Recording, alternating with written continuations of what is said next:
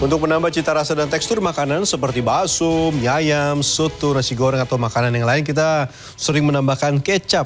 Nah, penasaran seperti apa proses pembuatan kecap? Koresponden CNN Indonesia, Roby Sofonamin bersama fotojurnalis Probo Kusartoyo mengajak kita untuk melihat dan mengikuti proses pembuatan kecap di kota Purwokerto, Kabupaten Banyumas, Jawa Tengah. Ini dia.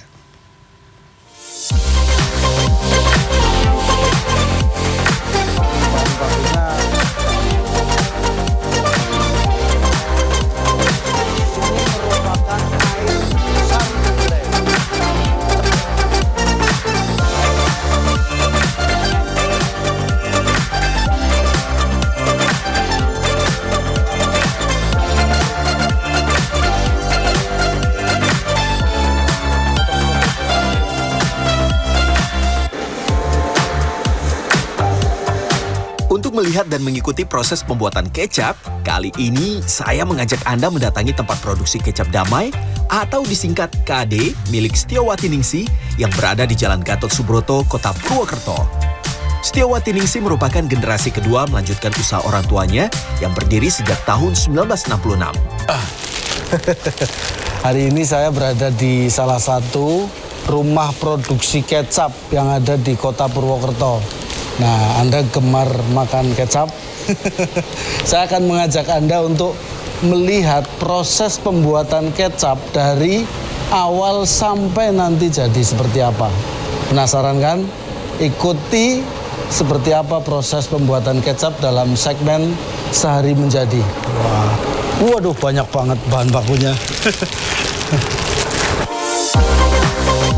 Untuk membuat kecap, bahan baku utama yang harus disiapkan diantaranya gula merah dan juga kedelai hitam.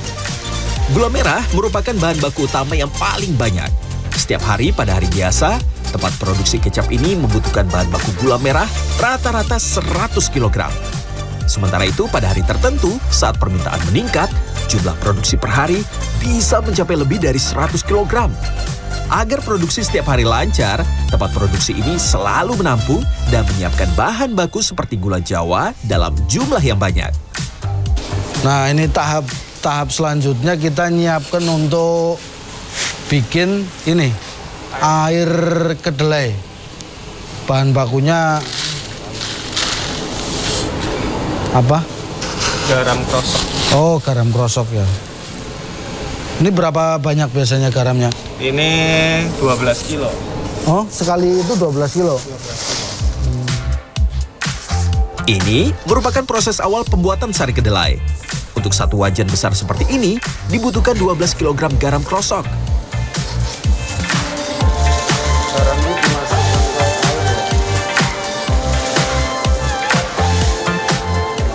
Garam yang sudah direbus dilarutkan, kemudian ditampung dalam wadah dan harus disaring bersih seperti ini. Selanjutnya, air garam ini didiamkan selama 1 malam sampai benar-benar dingin. Selanjutnya, bahan baku utama lainnya adalah kedelai hitam. Kedelai hitam harus melalui proses panjang, diantaranya dicuci sampai benar-benar bersih, kemudian direbus sampai matang, dan kemudian dijemur sampai benar-benar kering. Kedelai yang sudah diproses ini kemudian dimasukkan, direndam pada air garam, dan dibiarkan mengalami fermentasi selama paling tidak 5 hari. Ini merupakan air sari kedelai. Campuran antara garam sama kedelai hitam yang sudah direndam selama 5 hari. Dan kedelainya harus sudah dicuci bersih, direbus, dijemur sampai kering, baru nanti dicampur sama air garam. Ini jadinya seperti ini. Air sari kedelai. Tahap selanjutnya adalah air sari kedelai yang telah melalui masa fermentasi, kemudian direbus lagi dan dicampur dengan beragam bumbu rempah-rempah seperti ini. Nah, prosesnya cukup panjang, dari mulai garam, air garam, kemudian didiamkan 1 malam, terus dicampur sama kedelai hitam yang sudah diolah, direbus, sama dijemur. Terus nanti air hasil rendaman kedelai tadi itu dengan air garam direbus lagi, nanti dicampur sama bumbu-bumbu ini. Dicampur sama, ini apa sih, daun salam? Daun salam, Terus? laos sama serai. Oh, daun salam, laos sama serai. Selanjutnya, air fermentasi kedelai hitam bersama rempah-rempah yang sudah direbus sampai mendidih, kemudian disaring seperti ini. Air ini kemudian nantinya akan dicampurkan dengan gula merah yang sudah dicairkan dalam wajan. Cukup rumit juga ya prosesnya. Berikutnya, saya menyiapkan gula merah untuk dicairkan. Satu wajan besar ini dapat menampung atau mengolah 50 kg gula merah. Setelah gula merah ini seluruhnya mencair, baru kemudian ditambahkan dengan sari kedelai yang sudah dimasak dengan bumbu rempah-rempah tadi. Tahap selanjutnya nih, kalau tadi sudah ini rebus bumbu-bumbunya, ini udah ditakar. Untuk 50 kilo segini, nanti ditambah lagi. Selanjutnya, proses masak yang membutuhkan waktu cukup lama. Setelah seluruh bahan baku kecap dimasukkan jadi satu, diantaranya gula merah, sari kedelai yang sudah dimasak dengan bumbu rempah-rempah, tinggal didiamkan terus sampai mendidih. Sebelum dibiarkan proses masak sampai 5 jam lebih, ternyata ada bumbu rahasia yang diberikan. Meskipun tidak mengetahui apa yang ditambahkan, tapi saya bisa melihat proses pemberian bumbu rahasia ini. Haha. Ini ternyata bumbunya ada resep rahasianya. Ini apa aja nggak tahu tuh. Bentuknya, penampakannya seperti ini nih. Sudah ada takaran tiap 50 kilo satu bungkus plastik ini ya. Macam-macam itu, kayaknya rempah-rempah ya, rempah-rempah. Yang bikin rasanya jadi tambah oke. Tidak hanya itu, bumbu lain yang diperlukan adalah daun pandan. Daun pandan ini diberikan agar aroma kecap yang diproduksi ini nantinya wangi dan lebih enak. Setelah menunggu proses masak selama 5 jam, kecap sudah matang. Oh ya, selama proses masak, kecap tidak boleh didiamkan. Karena selain untuk menjaga agar tidak luber karena mendidih, olahan kecap ini harus terus diaduk agar tidak gosong. Ini bagian atasnya itu diambil. Bagian atasnya diambil sampai habis, nanti tinggal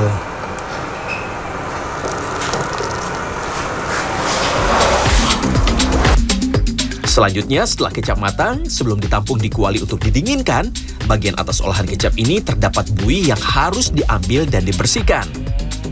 Agar lebih bersih lagi, pada saat dipindahkan dari wajan ke kuali, juga harus dilakukan penyaringan lagi seperti ini.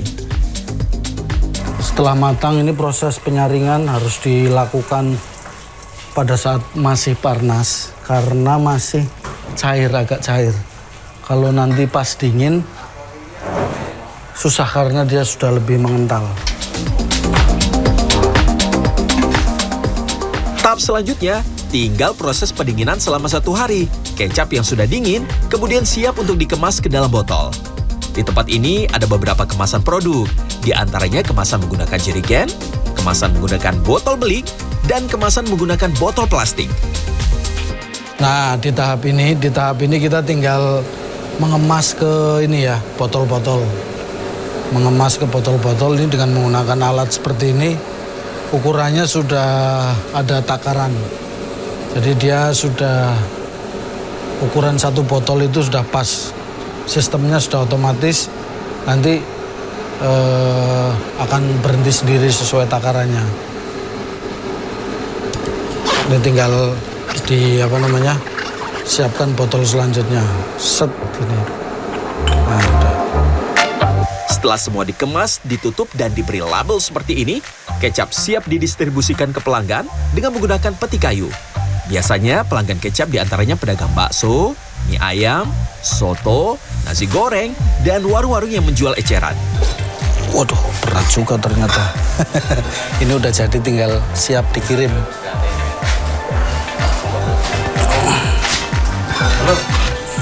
Itu 2, 3, 4, 5, 6, 7, 8, 9, 10, 11. 1 lusin, 12. Sejak tahun 1966, kecap damai diproduksi secara tradisional. Awal kecap damai diproduksi, proses masaknya menggunakan kayu bakar. Namun seiring perjalanan waktu, ternyata mengganggu lingkungan. Proses produksi kecap pada generasi kedua ini akhirnya menggunakan kompor gas. Setiawati Ningsih menjelaskan bahwa proses pembuatan kecap di tempatnya sangat alami, tidak menggunakan pewarna, tidak menggunakan pengawet, dan tidak juga menggunakan pengental. Sejak dulu hingga saat ini, kualitas produksi kecap masih dijaga secara organik, tidak menggunakan bahan kimia. Kalau proses produksinya per hari berapa, Bu? Per hari sekitar 12 krat besar ini. 12 kali 24. Jadi sekitar 200-an botol. Lebih. Ya. Harga satu botol kecap KD dijual Rp17.500. Sementara jika tidak menggunakan botol atau tukar botol, harga per botolnya Rp15.000 sampai Rp16.000. Sementara untuk harga dalam kemasan jerigen berisi 5 liter, Rp145.000. Kalau makan bakso itu pasti pasangannya harus ada kecapnya. Nah ini, tanpa kecap masih kurang mantap. Kecap, sambal,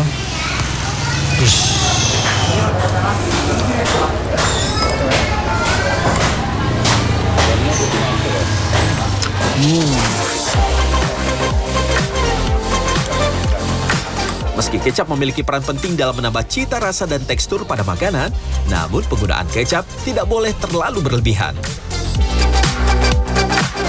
Kecap itu tidak hanya untuk bakso ya, ada soto, ada juga sate, dan juga beberapa olahan makanan lain yang kalau nggak ada kecap ini masih terasa kurang. Robi Sofwan Amin, Probokus Hartoyo, Banyumas, Jawa Tengah.